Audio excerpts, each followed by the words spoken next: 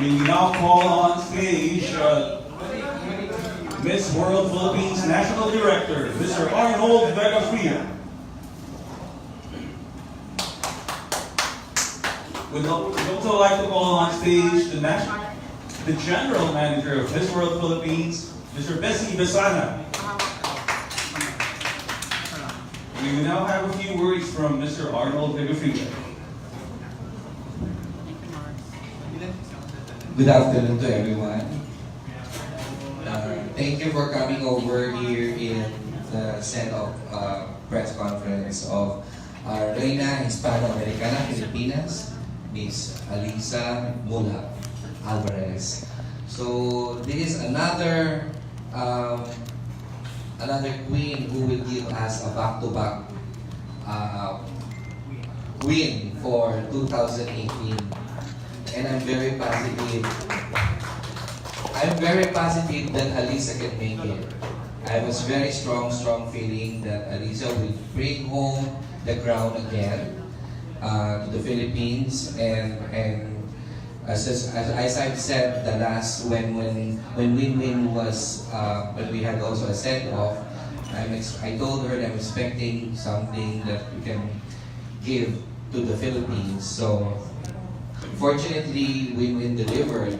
So this time, and I'm sure and I'm positive that ALYSSA will bring home the crown again. So I just want to say congratulations, ALYSSA. I know that you are the perfect epitome of Miss Reina, Hispanoamericana. You are so talented, and at the same time, you're so beautiful, and you're very smart. That's what they're looking for. And also, you have to promote the advocacy of the Reina Hispanoamericana, which is to promote the historic culture, not only in the Philippines, in Asia, but to the world. Thank you. Bessie. First and foremost, all the best in Bolivia. When ALYSSA actually won the pageant, we all know that she won the pageant less than 2 weeks ago. And right after that, like the same night, the organization from Bolivia was messaging us already, send ALYSSA's photo, send ALYSSA's photo. So we're very excited to actually have and to welcome you in the pageant. And we've been hearing a good remark from them as well. And so we're very excited to welcome you, hopefully on Monday, to arrive in Santa Cruz. And I'm pretty sure that you'll do very, very well. And I'm sure mabibigani sila sa boses ni ALYSSA. Kumbaga kung napasayaw si Win-Win last year, then ALYSSA will be able to sing for them naman this time around. And we're very happy and excited for that because alam naman natin yung Reina gusto nila yung mga nagpo-perform, diba? And ALYSSA is a definite performer. So I'm very positive and happy about that. And so all the best, good luck, enjoy the pageant, and send us photos from Bolivia. Thank you, Bessie. And now, the Lady of the R.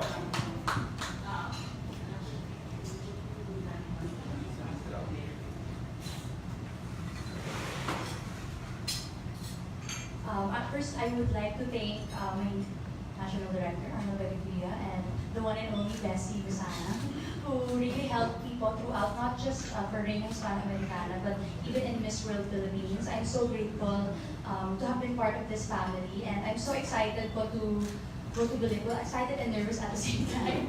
Yes, but I promise I will really do my best. I'm also very grateful for all of your support po here. Maraming salamat po sa pagpunta nyo and sa pagbibigay niyo po ng oras sa akin, sa aking send-off po. I'm really truly so grateful, and dadalhin ko po yung support na yan sa pagpunta ko sa Bolivia. And I really hope to make you all proud, and I wish I can bring home the Reina Hispanoamericana 2018. Thank you, ALYSSA. Now, before we continue, we would like to show everyone a special video. Can we ask? Charge of the video. Nice.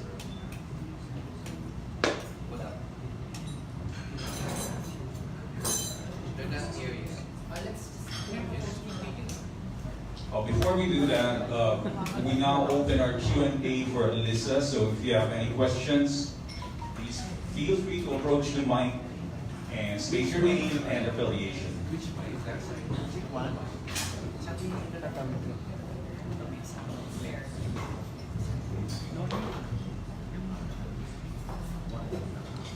Hello, Isa. ¿Cómo está? Muy bien.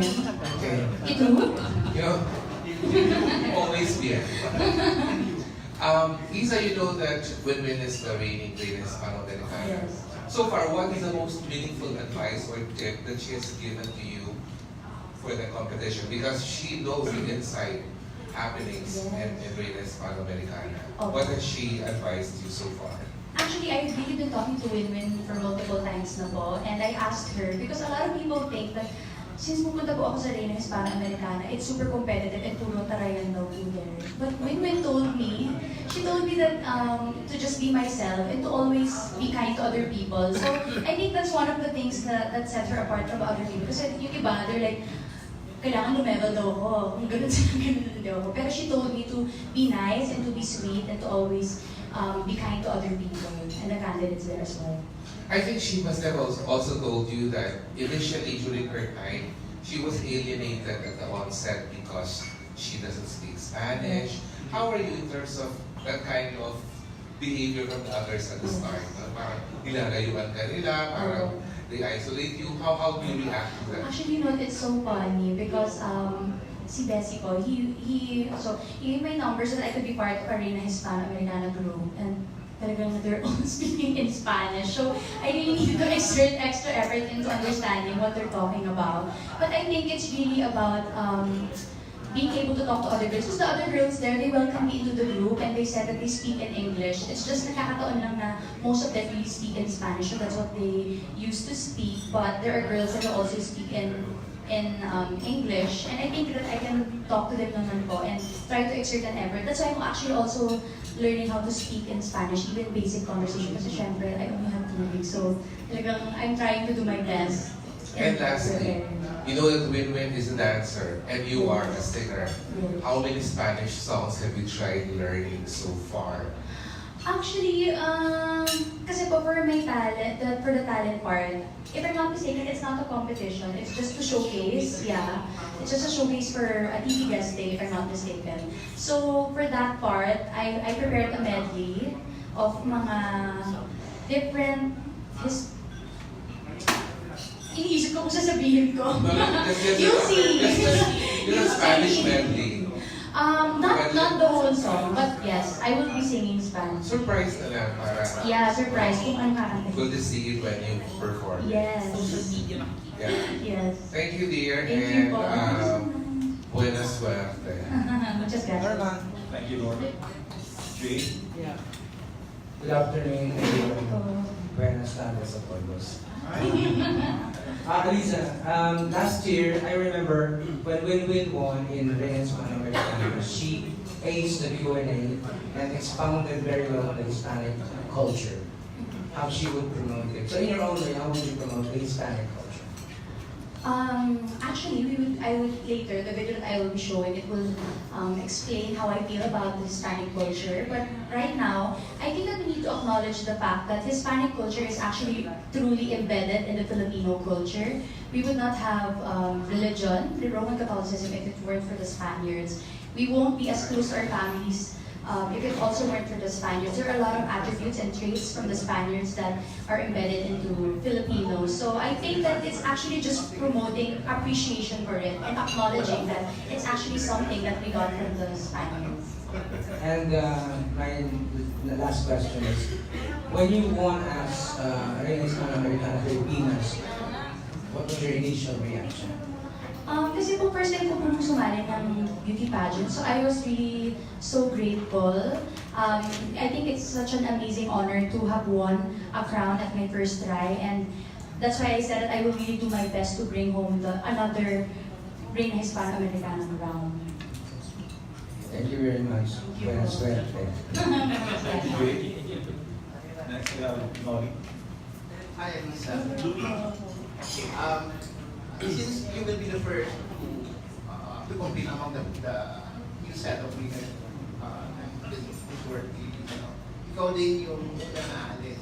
So, ikaw yung unang mag-compete, di ba? So, ikaw rin yung una na alis, syempre.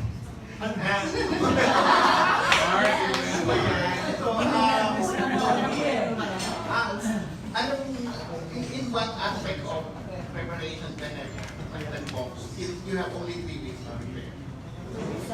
Actually, I had 2 weeks, less than 2 weeks. Actually, if you will be specific about it, I really focused more on, well, aside from my gowns, kasi kailangan naka-rush, and yung national costume ko, I focused on learning more about speaking in Spanish. Because of course, when I get there, I don't want to seem unprepared. Even if I don't speak in Spanish fluently, I still want to be able to initiate even short conversations with the people there.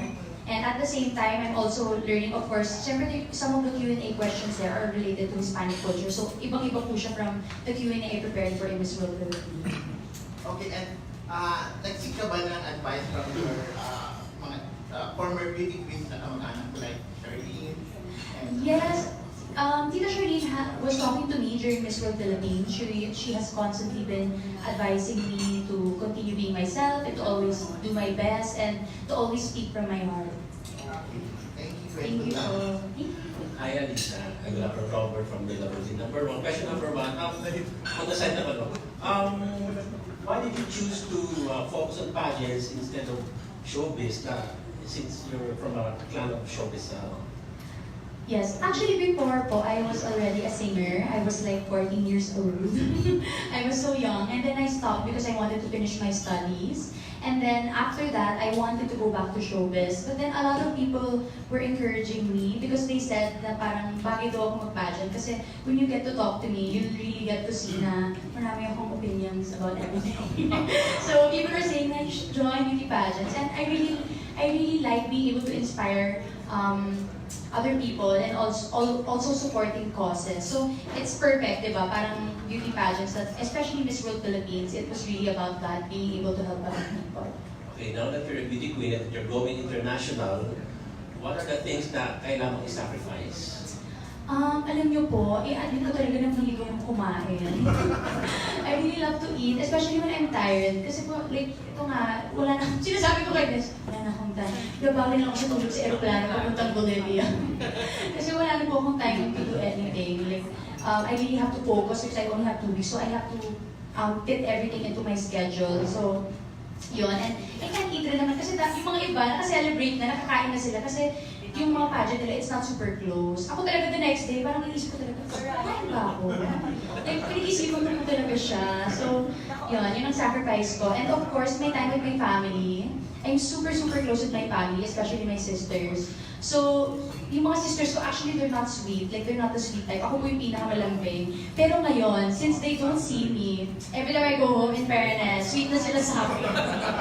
Kasi hindi nila ako nakikita. So, now, since nakita na nila ako sa bahay, na paunti-unti, pero aalis rin ako, sweet sila sa akin. Talagang they're like, ate, what can we help you with? Tapos like, ay, mahal nila ako. Yeah, so that. Okay, good luck and congratulations. Thank you po. Thank you, Bobby. Next question. Pretty. Ay, win-win. Win-win tuloy. Ay, ALYSSA, sorry. Mananalo pala siya, kaya win-win. Hopefully you will win.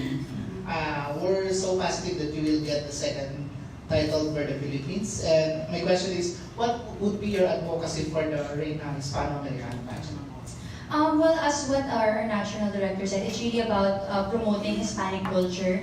But you know what, I really have a problem with that word, yung promoting, kasi it's not really promoting it if it's already in our culture. It's really more about spreading awareness that it's already in our culture. And we have to give gratitude and appreciation to the Spaniards for that. So yun po, it's about helping other people understand na there are a lot of things we should be grateful for sa mga Espanyol po. Like, yun nga po, very, very important is religion. Like in the entire Asia, we're the only Roman Catholic nation. Do you have any personal advocacy that you would want to share to your fellow candidates or to the organizers in Bolivia? Oh, well, in terms of personal advocacy, it's still the same as Miss World Philippines. I'm still working with Gentle Hands Incorporated in empowering and inspiring children who come from abused homes. Best of luck and Thank you po. bring all the crowd. Thank you, Pretty. Okay. Hi, ALYSSA. Hi. Long time no see. Okay. My name is Erwin from the Panyas Press Society. Okay, my question is that during the Miss World, you have the most trending gown. So, ano yung mga pasabog na dala-dala mo sa Bolivia? Huwag mo muna sabihin kung ano yun, pero ano magbigay ka na ng hint that people will not expect from you? That people will not expect. I think that the people should look forward to what I can bring also to the table. Kasi syempre, since we bring, well, starting now, we're bringing Filipina candidates there, you always have to try to find what sets you apart from the other candidates as well. So what I'm focusing on is how I can also highlight that I'm from the Philippines. So that's, yeah.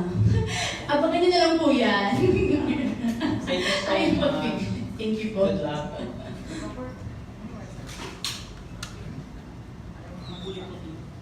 Any other questions? Edge. Ay, nilay ko po. Wait lang. Go, Mars. Hawakan mo na lang. Art.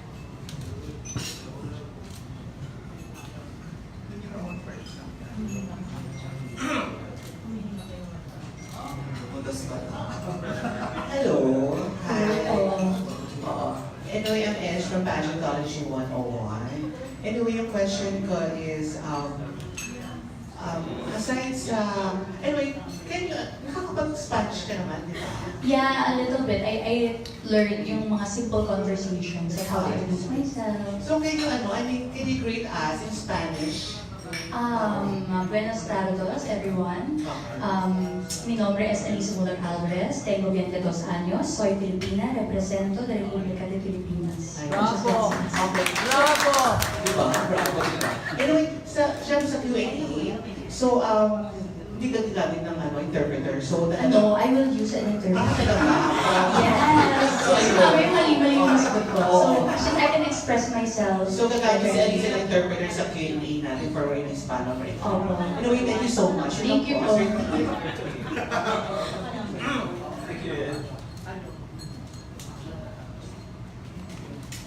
Alisa, since we have the reading, the Hispanoamerican in the person of Teresita San Marquez. So, in your own personal gut feel, what is the chance of having a family? Of winning? Well, I would like to think I could win it. But I honestly think, when I get there, I'll be able to tell, like, diba, yung matatansya ko po, hindi ko isip talaga. Parang matatansya yung push. Yeah, you can gauge it, like, the moment you get there. It's like yung Miss World, like, syempre you enter the screening, hindi mo ikaw talaga manonood. And then when you get there, parang matatansya mo na who are the strong candidates, who are the ones parang to look out for, and who are the top candidates to be. I'll share something on that, Nolly. When we took the franchise for Reina, to be honest, merong konting kaba na parang papanuloyin ba talaga nila tayo? Tapos we sent a strong contestant last year with Win-Win, and nanalo siya. First sale, nanalo, hindi na sa Spanish. So kung nagawa ni Win-Win yun, bakit hindi ang back-to-back? Parang may ganun akong thinking na parang, we always think na pag nanalo tayo, hindi mananalo the following year. But that's happened in a lot of other contests. So kung nagawa na yun ng iba, at nagawa ni Win-Win manalo on the first chance in the Philippines, then why not a back-to-back? Actually, I also did my research. Dalawang back-to-back na po yung nangyari sa Reina, Venezuela and Bolivia. So, I hope we'll be the third. Filipinas! Yes. Doable siya. Kim Sancha.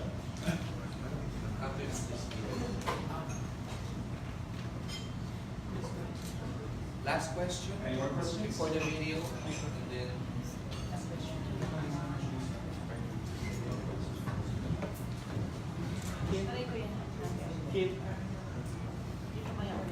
Hola, Senora. Me llamo Kim. Hola. Alright, so I think there is questions there. So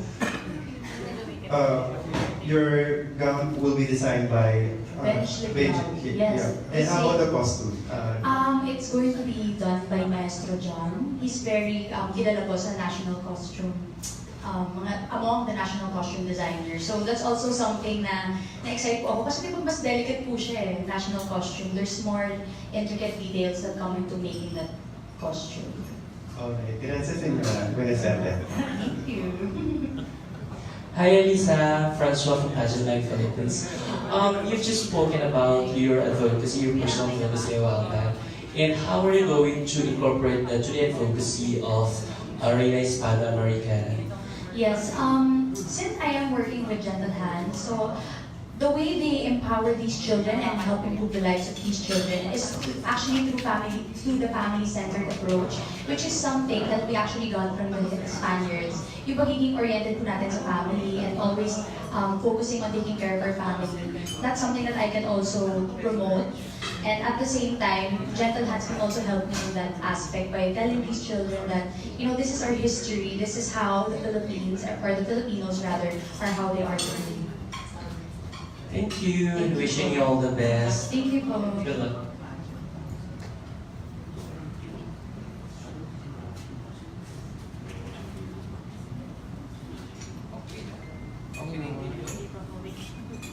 Unfortunately, not yet. Fortunately, this afternoon we're also lucky to have with us. Send her grateful greetings to ALYSSA, the reigning Miss World Philippines 2018, Catarina Rodriguez.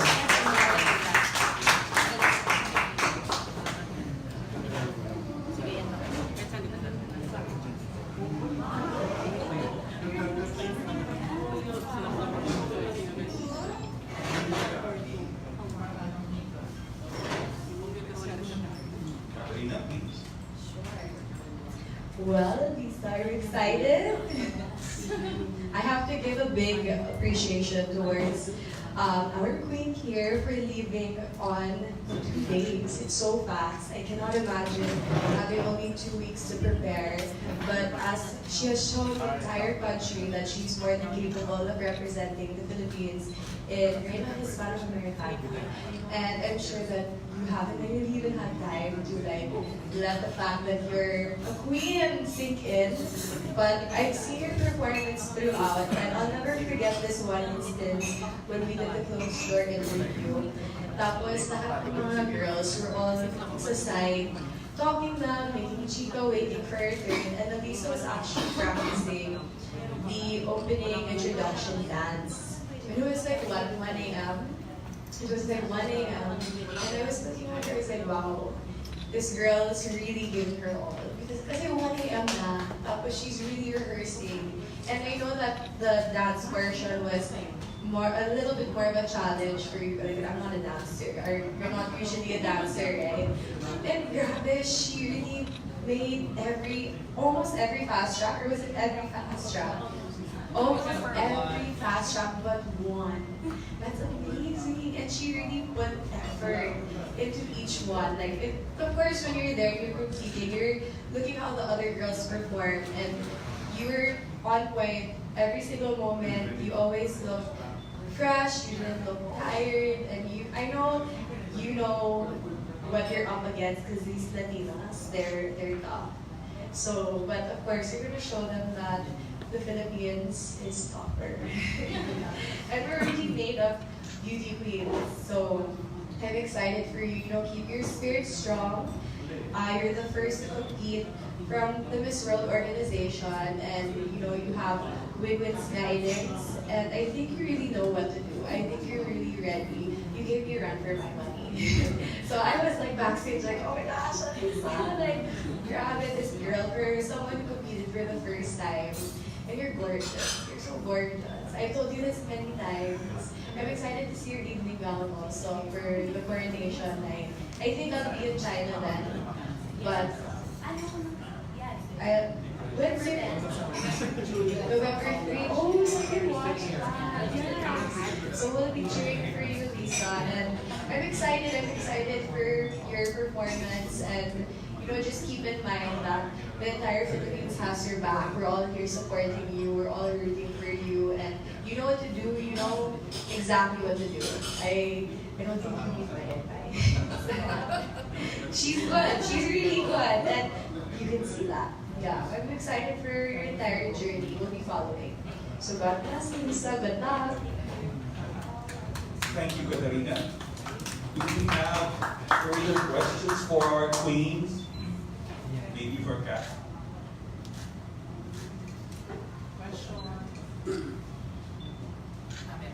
Norman.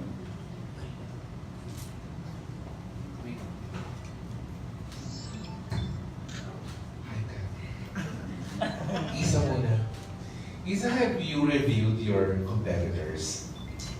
Yes, in terms of social media pages. I also have reviewed your competitors, and you have to target Mexico, Colombia, Yes. Spain, and one more girl. But at the same time, you are the one who will have an X mark on your back the minute you're right there. Aside from being Miss Filipinas, you are the one they will all put down because they don't want you to go back to back. Will that motivate you to fight tooth and nail with every Latina in your way? Yes, if I was competitive in Miss World Philippines, mas competitive po ako ngayon. Yes. Yeah, and I expect that from you because this is what Katarina said. The Miss World Philippines finals, we were actually expecting a showdown between the two of you. Actually, it was already done in other pageants in other countries wherein the top two girls, the judges couldn't decide who's going to win. They really isolated the two girls and had a showdown of sorts in terms of answering one really difficult question. Yes. Kung nangyari yung ganon during your finals, mas gagalingan mo ba talaga? Yes, I will always, grabe dito Norman ha. Oo, syempre. Oo, kasi yung nanay mo magiging Mrs. Pilipinas din yung nanay mo. Yes, I will really be competitive po talaga. But I always believe that even if I'm competitive, I always still should treat other candidates with kindness. And of course, to show to them that, yeah, it's a competition, but we don't have to argue and fight, We're all in this together and we're sisters in this competition. Fight with a smile. Yes. Oo. Yes. And with an iron. And now for our Katarina. Who's afraid of Tita Norma? Who's afraid of Katarina Rodriguez?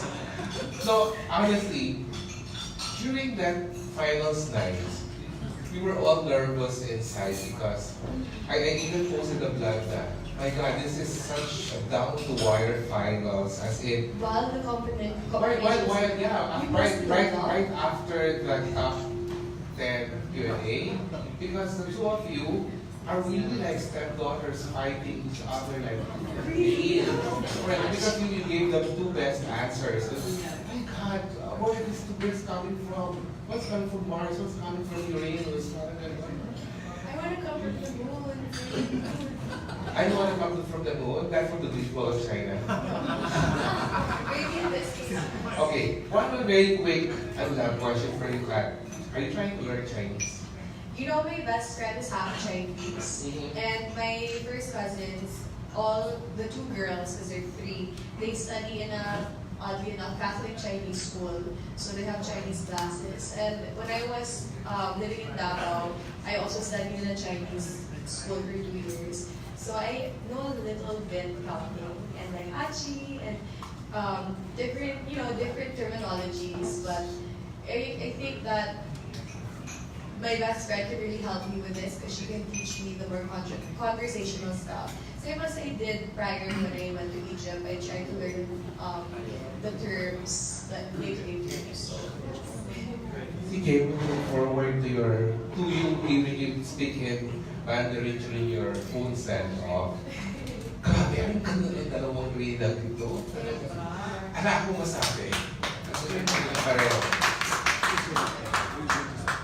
Kito, do you have a question? I'm sure you have a question. Gano'n talaga ano? I just arrived. So very late to me. Yes, ALYSSA. That's Arnold and Katarina. You came from a show with royalty from the MUHLACH clan, and ALVAREZ as well. What's this? And you're planning to duplicate the winning of Win-Win Marquez. Yes. Where do you get your inner strength, ALYSSA? I'm really getting my inner strength and motivation from the Filipino people. Alam niyo naman po, grabe mag-support ang Pinoy at grabe magmahal ang Pinoy. So, I'm so grateful to all of the Filipino fans who have been supporting me.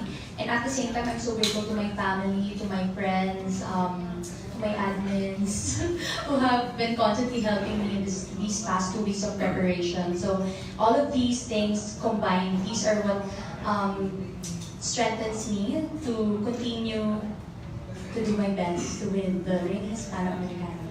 Thank you, ALYSSA. Last question. Anong advice na bigay ni Lola Nena mo and sa MUHLACH? Well, kasi tingnan ko sa mommy ko. Well, the last, before, even when I was in showbiz, what my Lola Nena used to always tell me is that to always stay true to myself and to always remain humble and to always treat other people with kindness, no matter who they are. So, yun po ang advice ko sa akin ni Lola Nena. Thank you po.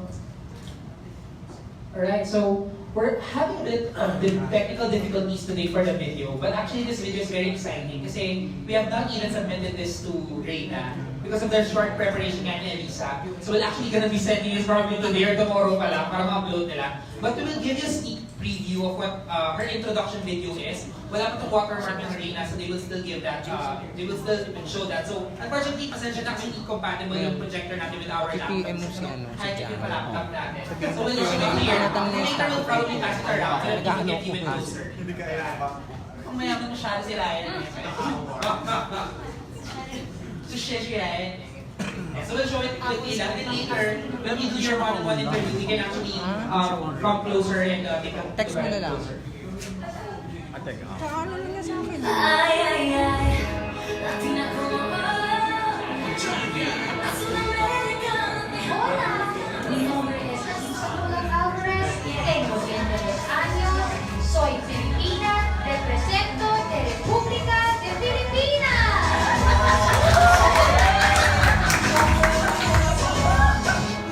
I would like to share a couple of trivias about myself. First, I am a dual citizen.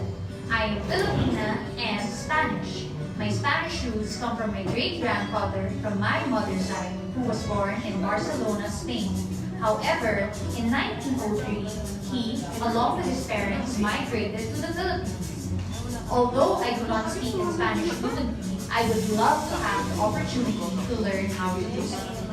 Second, I am a singer here in the Philippines. And my vision is to be able to inspire and empower children to pursue their dreams no matter what other people say.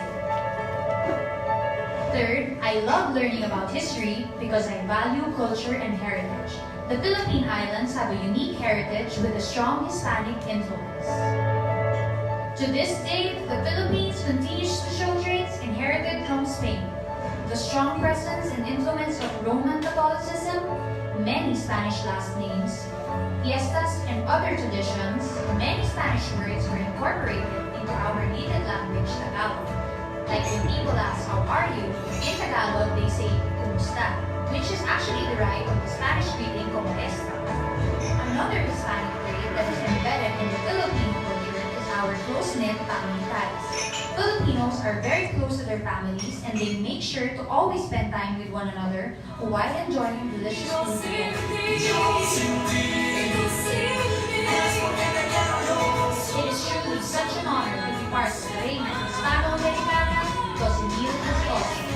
I am so excited to meet all of you in Filipinas. I am ALYSSA MUHLACH ALVAREZ, your Reina Hispanoamericana Filipinas 2018. Muchas gracias! Viva Filipinas!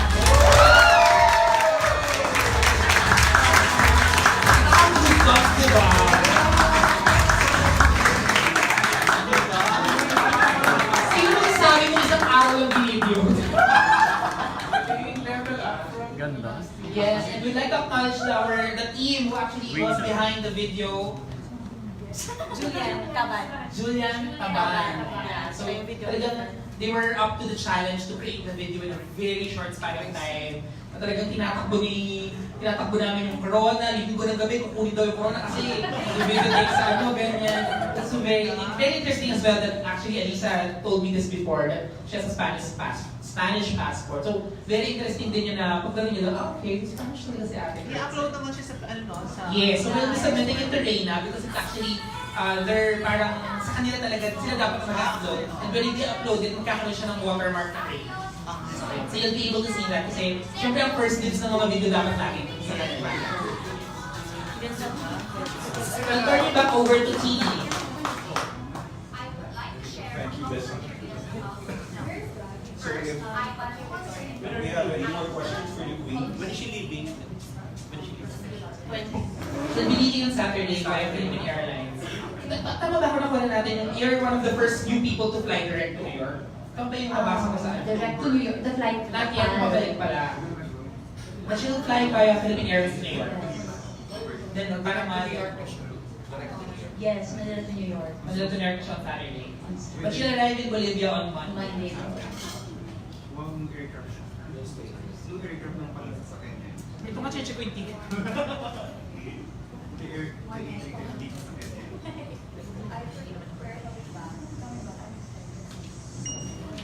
You have any questions? Is an extra question. After watching the video, of course, you specified you are part Filipino, part Spanish. So the people there will definitely ask you, if you're part Spanish, then why don't you try to learn Spanish? You also you can speak to us.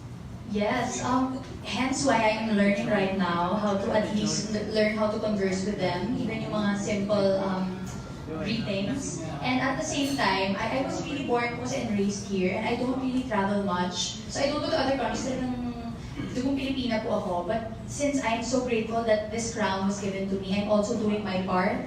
And that's why I'm learning how to speak in Spanish. Pero grabe, the video is really spine Thank you. Ibang image na, Oh, diba? it's very big. Ibang Very big talaga.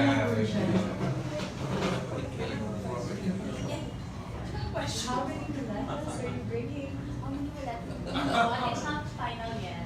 Oh my Yeah, gosh! it's not final yet. They're all there, but like, di ba push? Okay, what's the estimate? Between, I'm gonna try to fit it into 3. I will try. It's actually the pattern itself is just less than 2. Is it cold there? No. This time, it's summer. Yeah. That's my favorite question. Hi, ALYSSA. I have an extra question there. Who's joining with Bolivia? Kasi last year it was Women's Brother. Yes. So, another one. Well, because I love to challenge myself, I will be alone. Yeah, I'm gonna be alone. Yeah. Me, kaya women can do that too. Ako po, kakayanin ko yan. How many places of blood? Yun nga po, that's why I'm also trying to limit it since I'm going to be alone po talaga. Grabe po yung 80. Yun po talaga hindi ko mabubuo. Ay, hindi kaya Catalina pala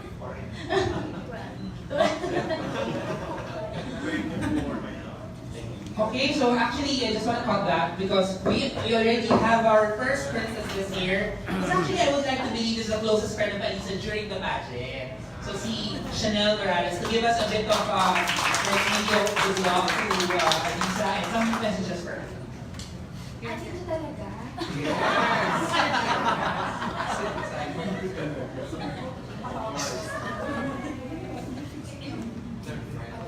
Hi! Hello. Hello? Parang matagal tayo hindi nakita. Masyado tayo formal.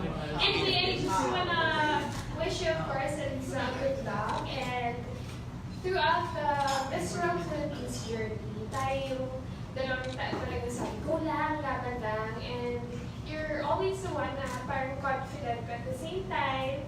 And we're always there for each other. So we text each other kung saan ka na, ganito, ganyan. And now you're competing for Reina Hispanoamerican, Filipinas, in Bolivia.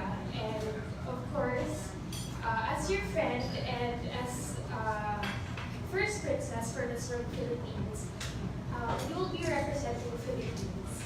So it's all up to you to do your best, and we're just here to support you, and of course, give you our sincere prayers para manalo ka, not just for your family, for yourself, your fans, but also for the Philippines. And it is something that we're looking forward na i-represent mo talaga ng Philippines with so much confidence. And alam ko meron kang confidence since Miss World Philippines, alam ko yan.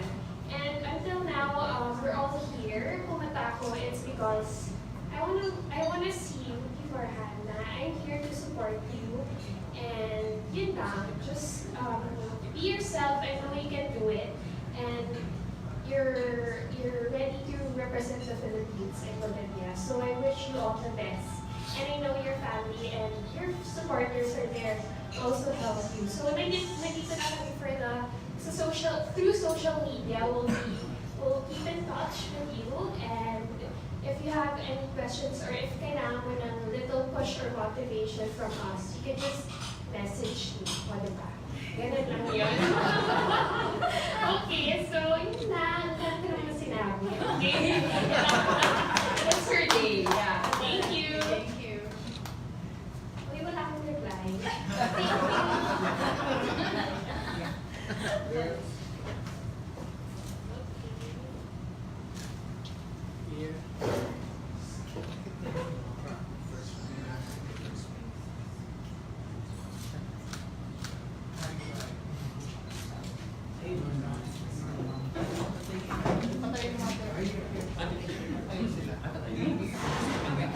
Do we have any more questions for the Queen, for Chanel, for Kat? Questions? If there are no more questions, we may now conduct the personal interview. Once again, we'd like to thank everyone for coming.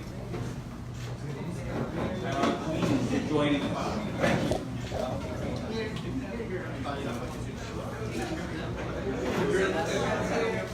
Thank you.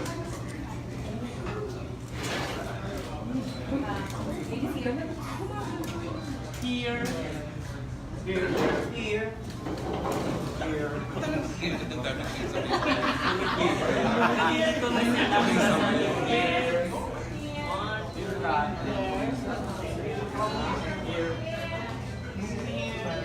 Uy, grabe ang feeling niya.